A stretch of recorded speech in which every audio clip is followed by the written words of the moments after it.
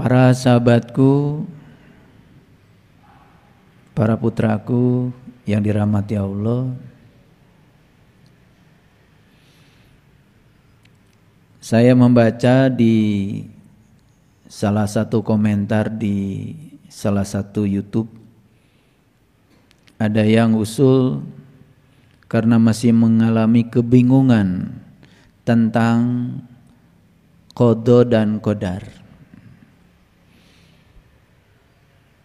Dan saya tiba-tiba meresponnya begitu cepat, dan saya yakin di tempat ini pun mungkin masih ada yang kebingungan tentang qada dan qadar.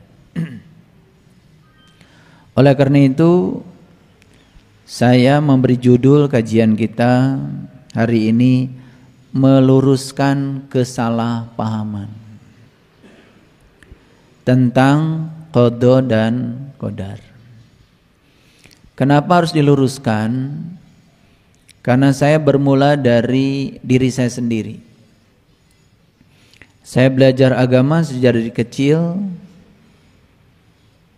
dan ada konflik tentang ini. Secara kognisi di otak saya ada konflik pada saat itu. Dan saya baru berani bicara ini saat ini setelah saya melakukan proses pendalaman yang cukup panjang. Kalau saya hitung, saya merenungi ini mungkin kurang lebih 30 tahun. Bukan waktu yang sebentar. Di mana letak konfliknya? Selama ini kita memahami bahwa qada dan qadar itu adalah ketentuan Allah yang tidak bisa diubah, dan ketentuan itu mengikat bagi setiap makhluk, terutama untuk manusia. Bahkan selama ini kita memahami rezeki sudah ditentukan oleh Allah, umur sudah ditentukan oleh Allah, jodoh sudah ditentukan oleh Allah. Apakah pemahaman itu benar? Ada benarnya, tetapi harus hati-hati menerapkannya. Karena kalau memahami itu dangkal, itu akan menimbulkan sikap apatis. Contoh, saya kan sudah ditentukan oleh Allah rezekinya segini. Memang takdir saya, nasib saya harus jadi orang miskin. Ya sudah, saya berserah diri saja kepada Allah, karena ini sudah jadi ketentuan Allah. Bahaya enggak sikap seperti itu? Bahaya. Umur saya sudah ditentukan oleh Allah.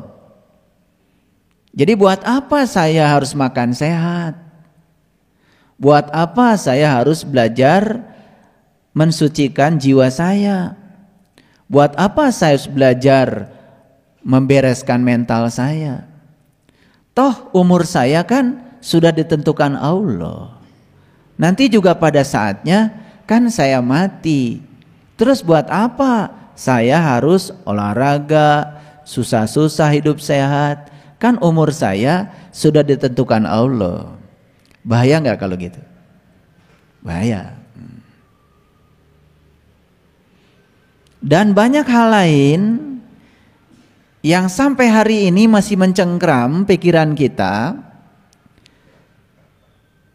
Pemahaman tentang qada dan qadar yang semacam itu masih bersifat umum dan masih menjadi paradigma di kebanyakan orang. Jadi hati-hati memahami kajian saya hari ini, karena saya akan memberikan sedikit lompatan, ada transformasi kesadaran. Saya bukan mau menegasikan peran Allah, tidak. Karena dia sang kehadiran, dia sang keberadaan.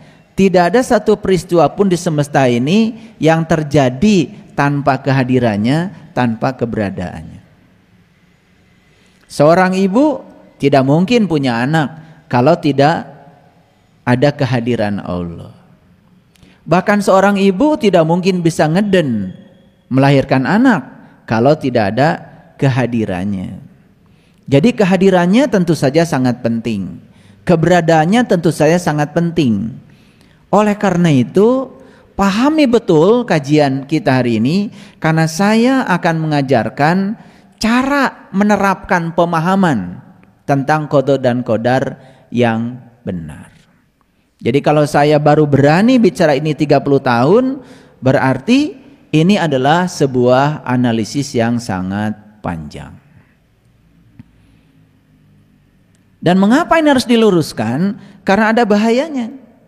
Bahayanya adalah ketika ada paradigma yang mengikat seseorang lalu menimbulkan sikap apatis. Nah, sikap apatis itu membuat seseorang menjadi sulit untuk keluar dari zona tertentu untuk memasuki zona lain yang lebih baik. Lalu diiringi dengan sikap pasrah yang keliru. Itu juga menjadi sangat berbahaya. Sekarang kita bicara fakta dulu. Kita gaul sedikit ya. Saya akan bicara data statistik. Di seluruh dunia ada data statistik tentang rata-rata umur manusia berdasarkan bangsa. Dari semua bangsa di dunia, yang rata-rata umurnya paling panjang itu adalah bangsa Jepang. Dan di Jepang sendiri ada satu daerah namanya Okinawa. Rata-rata umur manusia di sana secara statistik di seluruh dunia itu di atas 95 tahun. Bahkan saya baca artikel terakhir itu sudah mencapai angka di atas 100 tahun rata-rata umur mereka. Ini rata-rata ya. Rata-rata bukan berarti semua orang di Okinawa umurnya segitu. Rata-rata sebagian besar. Lalu diselidikilah oleh para peneliti, faktor apa yang menyebabkan umur mereka itu bisa panjang. Ternyata mereka itu menerapkan yang namanya pola hidup sehat. Nah, persis seperti yang sering saya sampaikan. Jadi hidup sehat itu ada 10 prinsip. Yang pertama, haknya hati selalu bahagia. Dan orang Okinawa menciptakan kebahagiaan itu begitu mudah karena di situ sudah menjadi karakter. Dan bahagianya mereka tidak digantungkan pada situasi di luar dirinya. Bahagia itu adalah keputusan dirinya sendiri. Yang kedua, I-nya istirahat yang cukup. Dan istirahat yang dimaksud di sini bukan istirahat tubuh saja, tetapi istirahatnya pikiran terutama. Yang ketiga, diet yang seimbang. Nah ini ya. Mereka sudah menerapkan sebuah pola hidup di mana makanan yang ada di alam itu sudah siap makan. Makanya mereka menyantap makanan langsung dari alam. Jadi tidak banyak mereka itu memasak menggunakan api. Karena mereka memiliki paradigma kalau makanan yang dari alam ini disentuh api itu rusak struktur molekulnya dan itu menjadi tidak bagus buat tubuh.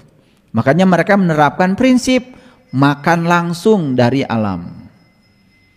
Makanya kalau kita juga makan di restoran Jepang kan, kita makan sashimi, makan salad, itu kan makanan-makanan yang langsung dari alam. Karena mereka percaya bahwa alam ini sudah menyediakan makanan dan siap makan. Jadi alam mengolah makanan siap makan. Nah, sementara kita punya paradigma bahwa makanan itu harus diolah dulu, diolah lagi. Ya toh? Nah, kalau kita di sini ya, kangkung nggak ada yang berani makan mentah-mentah. harus dimasak karena orang tua kita mengajarkan harus dimasak dulu, ya kan? Kadang-kadang sampai warnanya berubah menjadi hitam, ya toh? Nah, jadi menurut mereka itu sudah jadi sampah, tidak layak untuk disantap. Itu D-nya itu. Yang keempat U-nya, udara yang bersih. Maka mereka sangat menjaga lingkungan. P-nya adalah pengendalian diri. Itu yang paling berbahaya. Karena sebetulnya semua sumber penderitaan manusia berasal dari kegagalan mengendalikan diri. Selalu serakah pada yang diinginkan dan benci pada yang tidak diinginkan. Itu kebanyakan manusia. Itu sumber penyakit. Kemudian berikutnya sinar matahari yang cukup. Ya, sinar matahari bukan sekedar yang di luar, tapi sinar matahari yang di dalam. Makanya di Okinawa, ya, orang-orang tua itu masih naik sepeda dan mereka umumnya bertani. Karena dengan bertani itu kan sinar matahari cukup ya. Makanya Ayah Asep sehat terus karena tiap hari nyangkul. Ya bertani, jadi sinar matahari nggak akan kurang. Mungkin di sini kalau dites siapa yang paling cukup vitamin D3-nya, saya yakin Ayah Asep.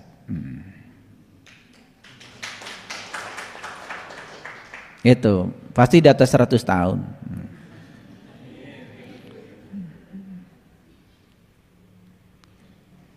Lalu energetik berolahraga, energetik bekerja.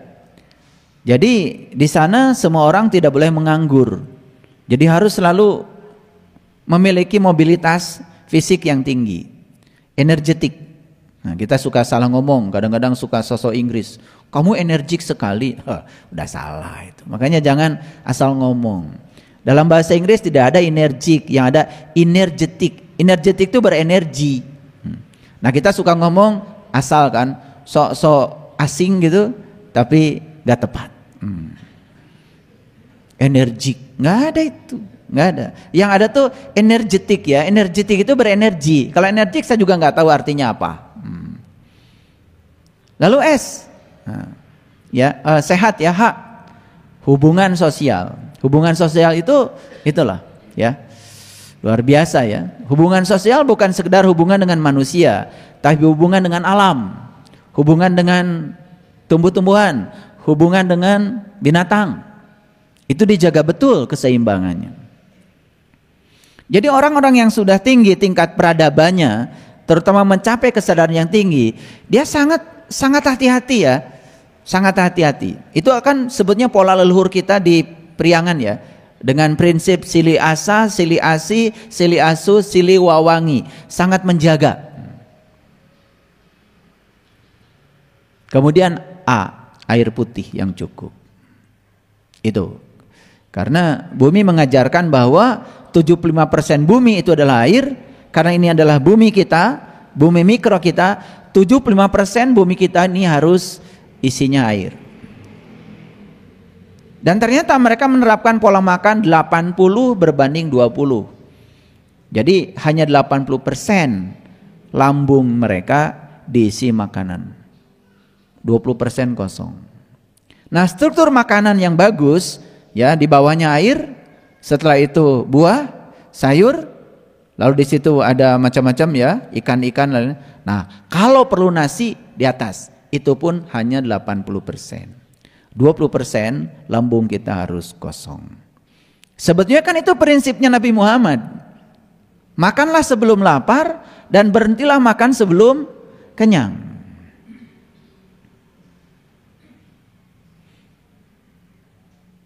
Tapi prinsip itu kan digunakan, mohon maaf ya, secara nyata, secara praktek justru ya di Okinawa.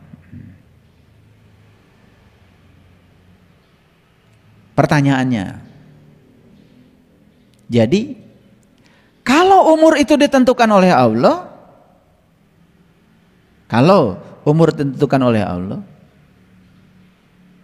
kan harusnya tidak boleh ada satu komunitas tertentu yang umurnya panjang, tidak boleh juga ada komunitas tertentu yang umurnya pendek.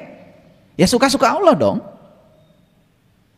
Tapi fakta secara saintifik membuktikan bahwa orang-orang dengan pola hidup yang salah, pola makan yang keliru, kan rentan terhadap penyakit dibandingkan dengan orang-orang yang pola hidupnya baik. Nah sekarang di mana ini pertemuannya antara takdir Allah tentang umur dengan upaya manusia? Di mana titik temunya? Ini harus ketemu. Nah ini yang akan kita bahas hari ini. Jadi saya kalau membahas sesuatu, saya kemukakan dulu masalahnya. Karena sebetulnya ya, kalau para sahabat lihat ceramah saya itu di depan, di pendahuluannya pasti saya memunculkan masalah. Di tengah ceramah saya pasti saya berusaha secara metodologi menyelesaikan masalah. Dan di bagian akhir saya memberikan penegasan saja. Pernah nggak mengamati gitu? Oh pasti enggak kan? Yang penting dengar aja.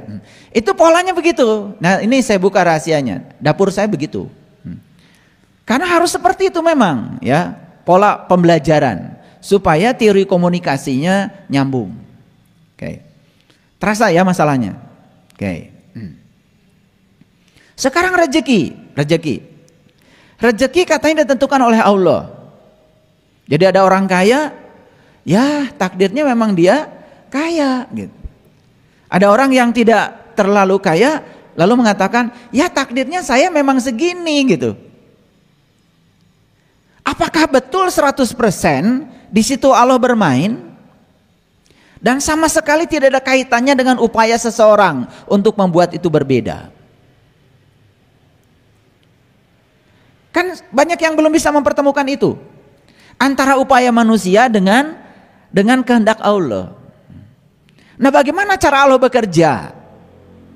Kan itu yang belum dipahami. Betul? Apakah betul Allah itu seperti itu, sewenang-wenang menentukan rezeki si A 1 juta, si B 10 juta, si C 100 juta, si D itu 1 miliar, si E itu 1 triliun, apa begitu? Saya ingin bertanya aja sejujurnya pada kalian semua yang ada di sini. Kalau kalian punya Allah model kayak gitu, mau memang? Pokoknya kamu sudah dinas sejak lahir, kamu ini memang calon orang miskin. Bahkan kamu ini sudah ditakdirkan oleh Allah, dinas katanya di kitab apa itu saya nggak ngerti. Ya, bahkan kamu itu takdirnya akan celaka. Bahkan kamu itu takdirnya akan masuk neraka. Terus masalahnya kenapa kita disuruh berupaya? Kalau semua sudah ditentukan, kan itu masalahnya. Itu yang belum menemukan titik temu sampai sekarang. Jadi yang akan saya jelaskan hari ini adalah bagaimana mekanisme Allah bekerja, bagaimana mekanisme semesta bekerja, sehingga antara ketentuan Allah bertemu dengan upaya manusia, itu yang membuat keadaan manusia seperti yang dicapainya. Paham? Jadi sudah terbayang ya? Kira-kira dari judul ini terbayang kan? Nah, itu yang harus kita luruskan. Karena selama ini banyak sekali orang yang ketika ditanya, kenapa kehidupan kamu seperti itu? Pasti jawabannya takdir. Pasti jawabannya nasib. Karena Allah sudah menentukan saya seperti ini. Bahkan nih, ada orang sakit pun dia mengatakan, kenapa kalian sakit? Dan dia mengatakan, saya sakit karena sudah takdir Allah. Padahal di Quran tidak ada satu ayat pun yang mengatakan kalau sakit dari Allah. Sehatnya dari Allah ada. Faiza maridtu fahuwa yasfin. Apabila kamu sakit, dia yang menyembuhkan. Ayat itu ada. Tetapi tidak ada satu ayat pun yang mengatakan ketika kamu sakit, aku yang ngasih penyakitnya lo, gitu. Gak ada. Nah, oleh karena itu untuk meluruskan pemahaman ini, saya hindarkan diri saya dari persepsi saya. Saya akan banyak berselancar menggunakan ayat-ayat kitab suci. Oleh itu agak banyak hari ini saya memasuki ayat-ayat kitab suci, tetapi tentu dengan pemahaman yang agak berbeda. bukan pemahaman yang baru. Karena pemahaman itu memang berlapis-lapis kan. Bukan berarti pemahaman yang lama salah. Enggak, saya tidak akan menyalahkan yang lama. Cuman yang lama kurang tepat, itu aja. Saya tidak akan menyalahkan. Supaya sopan, kurang tepat. Karena kalau disalahkan kan suka marah.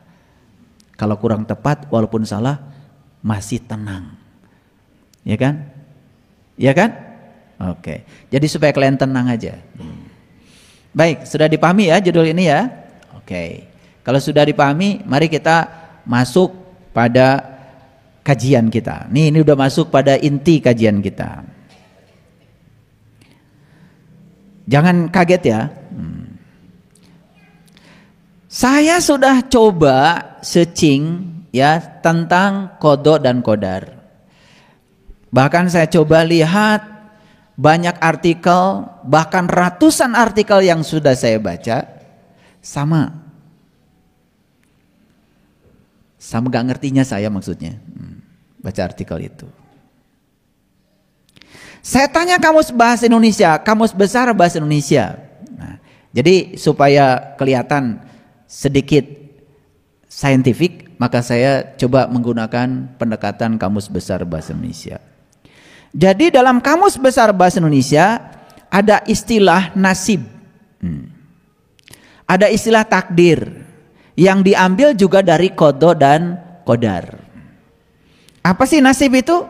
Ya, sesuatu yang sudah ditentukan oleh Tuhan atas diri seseorang disebut takdir. Ini apakah salah dari kamus besar bahasa Indonesia?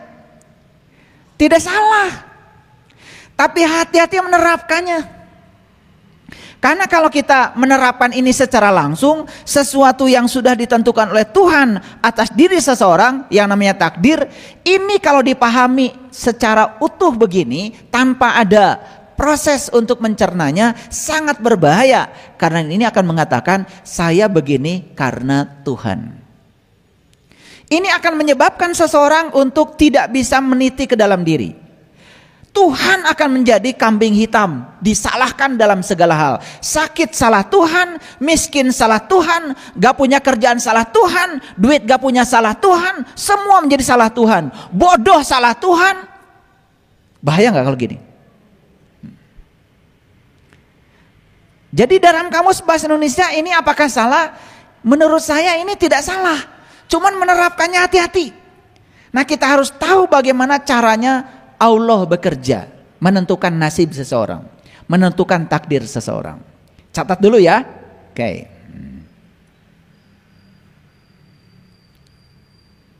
Makanya ada yang namanya keberuntungan. Ada yang namanya kemalangan. Gitu kan? Sesuatu yang berhubungan dengan keberuntungan disebut baik. Sesuatu yang berhubungan dengan kemalangan disebut buruk. Lalu kamus ini mengajarkan kita untuk menilai baik dan buruk. Padahal kita sudah tahu baik dan buruk sebetulnya bukan buatan semesta. Baik dan buruk buatan pikiran manusia. Setuju? Baik dan buruk adalah penilaian. Seperti benar dan salah.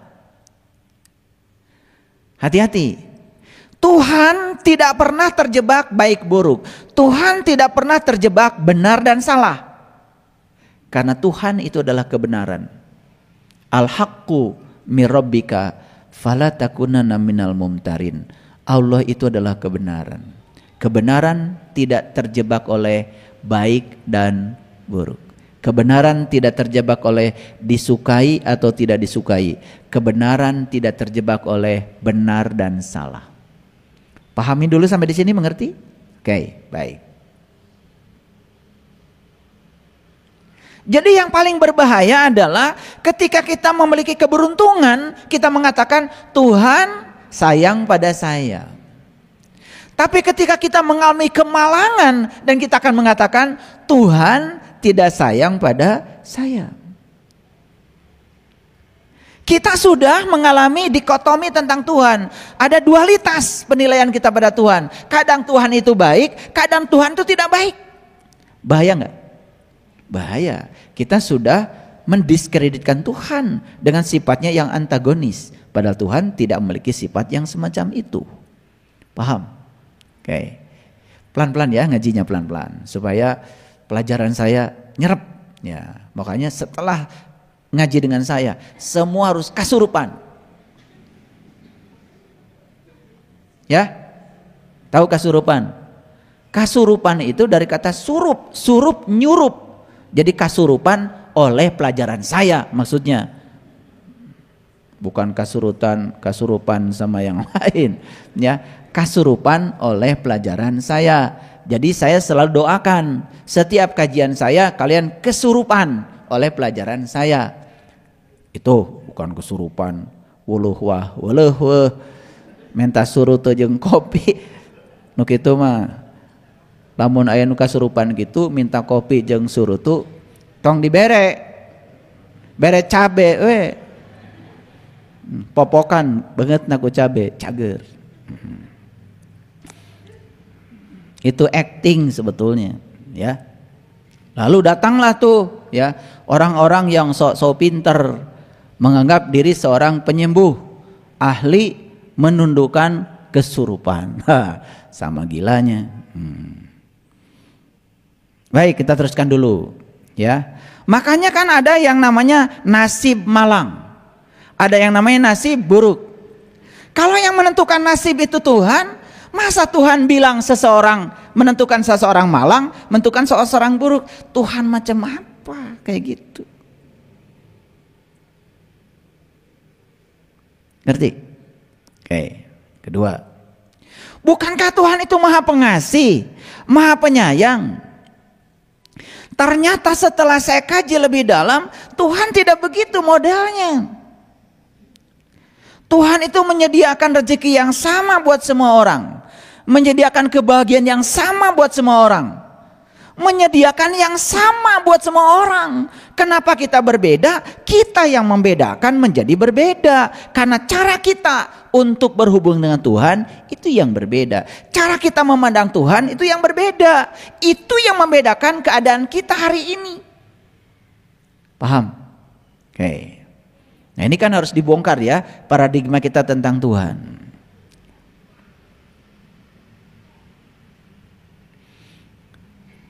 Ada banyak istilah ya di dalam kamus bahasa Indonesia. Bernasib, mempunyai nasib. Nasib-nasiban. Nasib-nasiban kan artinya main judi kan, untung-untungan.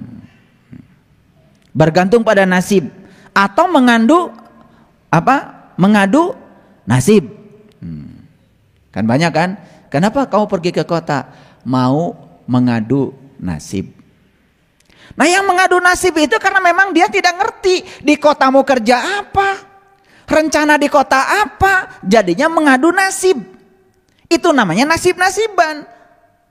Jadi kalau dia gagal di sana, ya memang dia tidak punya rencana kok. Saya naik truk dari Garut ke Bandung, saya punya rencana, bukan mau mengadu nasib. Walaupun saya naik truk, saya mau sekolah. Walaupun saya harus jadi asisten rumah tangga beberapa bulan, ya nggak masalah. Itu batu loncatan saya karena saya punya tujuan. Tujuan saya adalah mau sekolah, memperbaiki nasib, bukan mengadu nasib. Beda. Kalau memperbaiki nasib berarti saya tahu kalau nasib saya bisa diubah. Tetapi kalau saya sudah menetapkan nasib saya memang begini, hidup di kampung, dan rezeki saya begini, orang tua saya begini, udah saya pasrah aja pada Allah, saya nggak usah sekolah. Ngerti? Oke. Jadi kalau begitu, sebelum saya lanjut, apakah nasib bisa diubah? Bisa. Kalau nasib bisa diubah, apakah kita melawan ketentuan Allah? Kan kalau kita berpikir lebih jernih, lebih jujur, di satu sisi kita mengatakan nasib ditentukan oleh Allah, di sisi lain kita disuruh mengubah nasib, kan kita disuruh melawan Allah. Betul? Kahartos? Nah gimana caranya supaya kita sejalan, tidak terlibat melawan Allah? Ketentuan Allah tetap ada, Upaya kita juga jalan, nah antara ketentuan Allah dan upaya kita ketemu di titik tengah, sehingga di situ terjadi perubahan nasib. Itu yang mau kita kaji. Lanjut dulu ya, senasib. Ngerti ya? Yang ini cerita penderitaan. Yang dengar juga sama-sama menderita. Lalu bilangnya kita senasib. Karena merasa senasib jadi tenang. Ayah batur. Kan gitu. Betul nggak? Bahkan jahatnya kita untuk bahagia saja kita harus bandingkan diri kita dengan orang lain yang hidupnya tidak bahagia. Jahat kan? Kalian untuk mensyukuri kaki kalian yang sehat itu, masa harus kalian bandingkan kakimu dengan orang yang kakinya lumpuh? Dan banyak orang yang kemudian mengajarkan kita seperti itu. Kamu bersyukur kakinya sehat. Coba lihat tuh orang lain yang kakinya sekarang lumpuh. Hanya untuk bersyukur atas kaki sehat perlu orang lain yang menderita. Apa begitu? Apa nggak kejam itu ngaji seperti itu? Mau syukur ya syukur aja, nikmati. Kamu bisa jalan kemana-mana, kamu bisa melangkah kemana-mana, bisa olahraga, bisa diantarkan kemana kamu mau. Kenapa tidak cukup untuk mensyukuri itu? Harus ada orang lain sebagai pembanding. Gak jahat gitu. Masa untuk merasakan kamu punya uang banyak dan menikmatinya setiap hari, hanya untuk bersyukur kamu uangnya banyak, kamu perlu orang lain yang hidupnya miskin gitu? Apa dengan cara membandingkan itu bersyukur? Dan kita selama ini masuk di kekonyolan itu dan diajarkan kekonyolan itu dan dianggap itu kebenaran. Saya kasih tahu sekarang, jahat sekali kalian. Kalau hanya untuk bersyukur aja, kalian perlu pembanding orang yang lebih buruk kehidupannya dari kalian. Itu bukan syukur itu. Bukan syukur. Itu kejam. Gak tahu diri. Paham? Oke, kita tinggalkan kamus bahasa Indonesia. Sekarang kita masuk ke sini. Beberapa bulan terakhir ini di fase yang terakhir dari proses perjalanan saya. Jadi 30 tahun mencoba memahami apa sih kodo itu, apa sih kodar itu. Kenapa dua kata ini, kodo dan kodar ini ada? Dan saya baca semua artikel yang ada, yang ditulis oleh banyak orang yang mengatakan dirinya menulis artikel. Saya memahami kodo dan kodar itu nggak jelas. Kodo katanya ketetapan Allah, kodar juga ketetapan Allah. Atau ari sarua harti nama ke beda, ngalilir maneh. Saya tahu ya, leluhur kita tuh kalau ngasih dua kata yang berbeda, pasti maksudnya berbeda, pasti artinya berbeda. Nah, saya ingin menyampaikan sebuah garis batas apa bedanya kodo dan kodar. Gini, ada BMKG, suka meramal kan? BMKG bilang, Bandung besok hujan. Kata BMKG. Pernah nggak kalian berpikir, bagaimana caranya BMKG bisa bilang besok Bandung hujan? Itu namanya data. Ada data yang dimiliki mereka, data tentang kelembaban, data tentang tekanan udara, data tentang suhu, data tentang sirkulasi udara, dan banyak data yang lain yang mereka miliki. Dan data itu adalah sesuatu yang sudah terjadi. Ketika ilmuwan mencoba memahami data di daerah percobaan yang sudah dilakukan percobaan, itu namanya mengintrapolasi. Nah, ini agak sains sedikit ya. Nah, makanya ada intrapolasi, ada ekstrapolasi. Nah, kalau intrapolasi itu kita bicara kecenderungan data di daerah percobaan. Ilmuwan kadang-kadang mengekstrapolasi. Data kemarin begini, bagaimana kalau ditarik garis ke sini?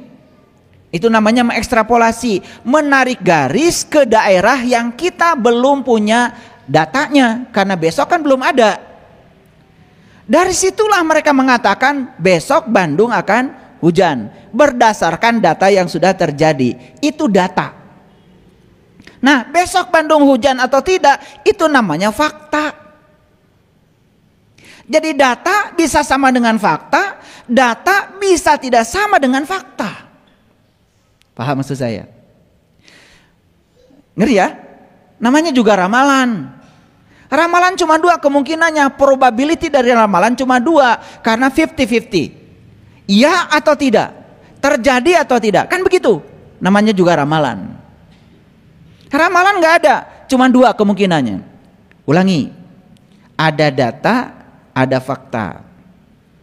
Data bilang, ya, dari hari ini ke sana, ya, kelembaban sekian, suhu sekian, tekanan udara sekian. Oh, kemarin terjadi hujan di kondisi itu. Diekstrapolasi ke besok, diekstrapolasi ke lusa, diekstrapolasi semua yang akan datang. Data ini, itu namanya ekstrapolasi. Itu disebut ramalan.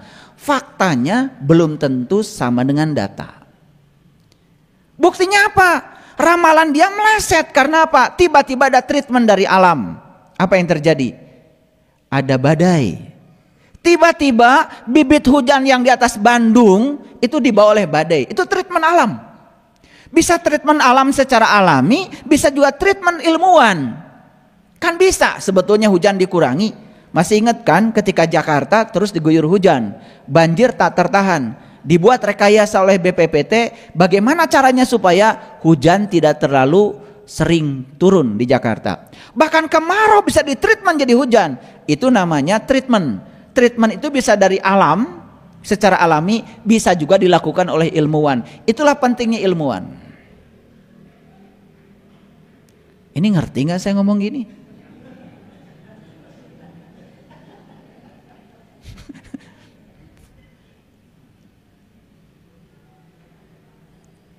Ya gimana lagi saya harus ngomong ini, karena ini qada dan qadar mau saya jelaskan supaya ngerti. Ya kalau mau qada dan qadar, qada adalah ketetapan Allah, qadar udah nggak usah ngaji sama saya. Bubar aja dari sini. Karena saya mau ngasih sesuatu yang 30 tahun saya ngajinya. Oke, lanjutkan dulu. Jadi data bisa sama dengan fakta, data bisa tidak sama dengan fakta. Kapan data sama dengan fakta kalau tidak ada treatment? Kapan data sama dengan fakta kalau ada treatment? Nah, saya diberi karunia oleh Allah bisa membaca data karma seseorang.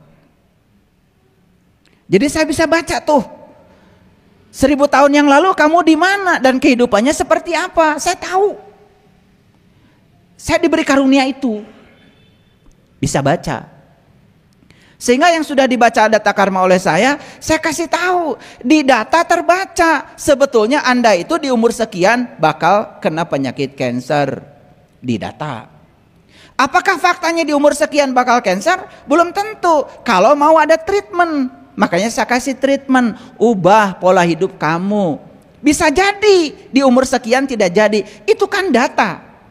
Ketika diekstrapolasi ke sana tanpa treatment bisa jadi itu. Contoh, saya bisa tahu seseorang ini di kehidupan yang dulu seperti apa kehidupannya. Misalnya dia itu banyak sekali berbagi pada orang. Dia punya tabungan dari kehidupan yang dulu itu, udah punya tabungan. Nah itu data. Faktanya di kehidupan yang akan datang, dia memiliki begitu banyak keberuntungan. Sedikit saja dia berupaya, rezeki datang.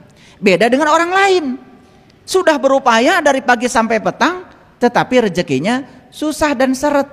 Kenapa dia tidak punya keberuntungan? Bukan Allah menguntungkan seseorang dan tidak menguntungkan seseorang. Yang ini di kehidupan yang dulu sudah punya tabungan kebaikan. Sekarang diberikan tabungan itu. Karena dia sudah menciptakan sebab baik, akibatnya menjadi baik. Nah orang-orang yang hari ini, mohon maaf ya, bertamu kepada orang, ke rumah orang, boro-boro dikasih air teh, diajak ngobrol aja dari pagi sampai petang. Boro-boro dikasih makanan, nggak usah protes. Itu datamu. Ya datamu. Karena kamu dulu juga kalau berkunjung ke rumah, kalau orang berkunjung ke rumahmu, ya diajak ngobrol. Ya kamu sekarang diajak ngobrol juga. Jadi tidak ada di kehidupan yang sekarang itu datang ujug-ujug tanpa kita mengundang. Sebetulnya semua akibat yang terjadi sekarang sebetulnya adalah kita yang menciptakan sebabnya. Ngerti sampai sini? Pelan-pelan masuknya ya, supaya ngerti. Jadi sebetulnya apa qada dan qadar? Nih saya baru mau buka. Jadi bagi saya, makanya bukan bagi semua orang nih, bagi saya. Kalau kalian gak cocok, ya udah jangan diterima dulu. Kalau cocok, alhamdulillah. Bagi saya, makanya gak boleh ada yang protes ya. Nih di YouTube gak boleh. Ya. Bagi saya, nih cocok, masuk akal, terima. Gak cocok, udah simpan aja dulu. Mungkin baru terima 1000 tahun yang akan datang, nggak apa-apa. Saya doakan semoga aja lahir lagi jadi manusia. Jadi bagi saya qada itu adalah data, sedangkan qadar itu adalah fakta.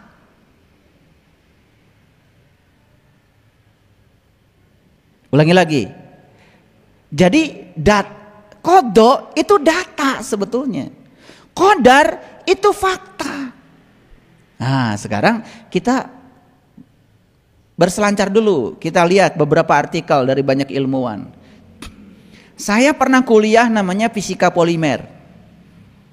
Apa yang saya pelajari? Yang saya pelajari itu adalah menyelidiki rantai protein dalam DNA. Di mana DNA? DNA itu ada dalam sel. Kalau kita mau menyelidiki satu atom hidrogen misalkan, itu mudah, tunggal atomnya. Tapi kalau hidrogen sudah jadi molekul H2, itu sudah dua itu. Orbit molekulnya tidak sesederhana kalau dia tunggal, itu sudah diatomik, bukan monoatomik. Sekarang kalau sudah bicara sel, itu sudah poliatomik. Bisa dibayangkan gimana orbit molekulnya. Gak usah masuk situ, kalian pusing. Harus belajar fisika kuantum, harus belajar aljabar linier. Bukan aljabar yang S kuadrat ditambah 4X ditambah 3 sama 0, berapa X1 berapa X2 yang gitu aja kalian gak lulus. Ya kan? Bukan aljabar persamaan kuadrat seperti waktu di SMP kelas 1. Bukan. Aljabar linier itu berbicara tentang ruang momentum. Ya. Bukan ruang koordinat X, Y, Z lagi, bukan ruang biasa. Itu sudah ruang fase itu, ya. Itu perlu belajar matriks 1000 kali 1000, bukan 4 kali 4. Menentukan determinan matriks 4 kali 4 aja dulu waktu belajar matriks di SMA, kalian nggak lulus. Baru 4 kali 4, apalagi 1000 kali 1000. Itu nggak bisa lagi pakai manual, harus pakai komputasi. Itu waktu saya belajar. Disitulah saya tahu bagaimana hebatnya DNA. Ternyata DNA itu adalah rantai polimer. Di situ ada berbagai macam atom-atom yang disusun untuk membangun DNA. Isinya apa DNA? Sekarang semua ilmuwan mengatakan satu DNA dalam satu sel bisa menyimpan 3 miliar data. Jadi kalau tubuh kita sekarang ada 100 triliun sel, berarti ada 3 miliar kali 100 triliun. Itu HP kalian, walaupun ada kalkulatornya, suruh menghitung ini, langsung mati tuh HP-mu. Coba ketik 3 miliar kali 100 triliun. Jangan-jangan kalian 1 triliunnya gak ngerti nolnya berapa. Betul gak? Begitu diketik, HP-mu itu hang. Jadi begitu banyak data di tubuh kita. Jadi oleh karena itu maka tubuh manusia ini isinya adalah data. Kenapa wajah kalian beda dengan wajah saya? Kenapa 8 miliar penduduk bumi hari ini wajahnya beda-beda? Itu yang menentukan wajah kita beda, bukan Allah. Yang menentukan wajah kita beda adalah data kita. Allah sang keberadaan, sang kehadiran hanya sebagai katalisator untuk mewujudkan itu terjadi.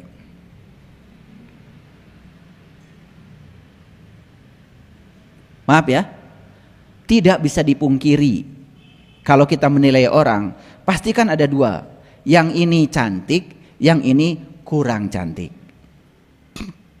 Udah sopan nih saya ngomong. Yang ini ganteng, ini kurang ganteng. Masa iya Allah mau bikin si ini ganteng, si ini kurang ganteng? Masa Allah yang maha pengasih, maha penyayang begitu? Yang ini cantik, yang ini kurang cantik, masa begitu? Tidak. Dia sang kehadiran, sang keberadaan, ngikuti maunya kita, ngikuti data kita. Makanya data kita akan sama dengan fakta. Jadi sebetulnya kita datang ke dunia ini bawa tubuh, isinya tubuh apa? Sel. Dalam setiap sel ada DNA. DNA isinya adalah data. Data isinya adalah informasi. Data apa yang dibawa oleh kita ke sini sekarang? 3. Satu. Semua utang-utang masa lalu kita bawa sekarang untuk dibereskan. 2. Jalan bengkok yang pernah kita lalui di masa lalu, hari ini akan kita luruskan. Yang ketiga, pekerjaan yang belum selesai di masa lalu, hari ini akan dibereskan. Itu klasifikasi data.